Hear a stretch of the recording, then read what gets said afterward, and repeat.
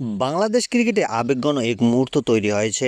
হঠাৎ লাইভে এসে কান্নায় ভেঙে পড়লেন জাতীয় দলের পেসার মুস্তাফিজুর রহমান, যা মুহূর্তেই ছড়িয়ে পড়ে সামাজিক যোগাযোগ মাধ্যমে। লাইভে কাঁদতে কাঁদতে তিনি ক্ষমা চান সাবেক অধিনায়ক তামিম ইকবালের কাছে। তবে কেন তিনি ক্ষমা চাইলেন সেটিও স্পষ্ট করে তুলে ধরেন নিজের বক্তব্যে। মুস্তাফিজুর রহমান বলেন, আমি বাংলাদেশের হয়ে খেলতে চাই, হয়তো আমার কোনো ভুল হয়েছে, তাই তামিম ভাই আমাকে দল থেকে বাদ দিয়ে দিয়েছে।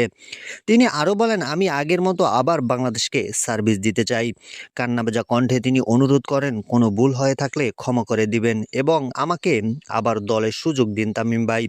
এই আবেগঘন বক্তব্য প্রকাশের পর থেকে সামাজিক যোগাযোগ মাধ্যমে শুরু হয়েছে তুমুল প্রতিক্রিয়া।